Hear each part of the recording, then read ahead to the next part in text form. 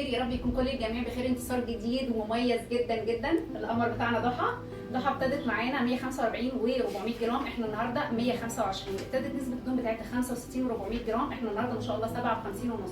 ابتدت الدهون الحشويه 26، احنا النهارده ما شاء الله 21. اللهم بارك. رحله جميله وسعيده بالنسبه لي، عشان ما شاء الله احنا نهينا اعراض صحيه كتير. اللهم بارك. هي فيتامين د كان مش موجود اصلا، السكر التراكمي هي تايب 2، طبعا في مقاومه انسولين، في كيسات عن الابيض، في حاله صحيه كده كبيره وضخمه، بس الحمد لله احنا كل ده انتصرنا عليه الحمد لله. قولي لي بقى فرقت معاكي ايه التغذيه؟ لا هو بجد فرق في كل حاجه، نفسيا وفي شكلي وفي اللبس، وفي حاجات كتير جدا ما كنتش بعرف البسها بقيت بلبسها.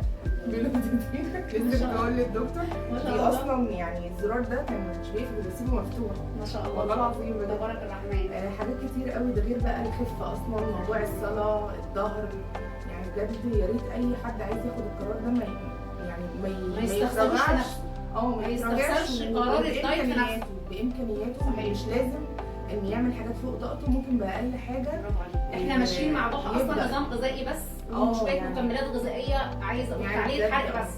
ما شاء الله هي خدت معانا 5 جلسات ميزوثيرابي، النهارده كانت الخامسه. قولي لي بقى فيدباك الخمس جلسات ايه اخبارها؟ بصراحه فظيعه، يعني فرقت في مقاساتي جدا.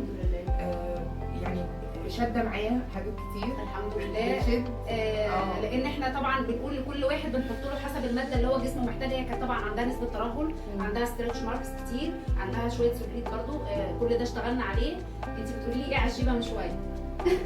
لا يعني مش عارفه. لا والله مش مشكله. الجيبه يعني دي اصلا ما كانتش بتدخل، الجيبه دي اصلا ما كانتش بتخش. ما شاء الله تبارك الرحمن.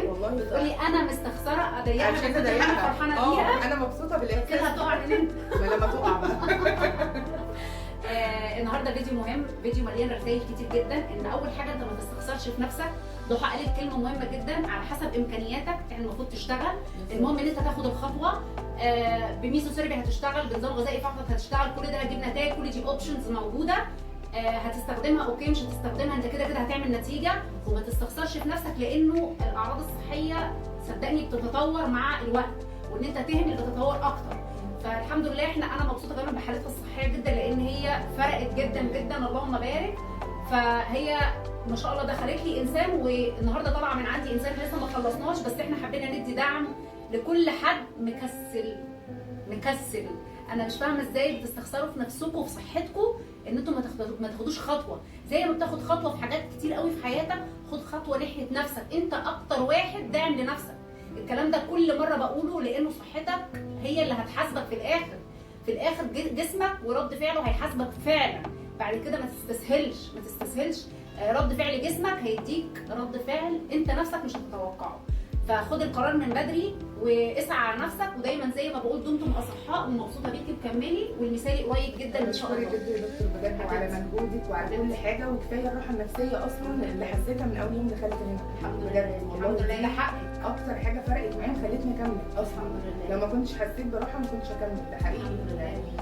شهاده غاليه بجد. شكرا والله من قلبي، وربنا يا رب يديم عليك التوفيق والنجاح، ودايما تفيدي الناس يعني. يا رب. الحمد لله. ربنا يسعدكم يا رب، ودمتم اصحاء. شكرا.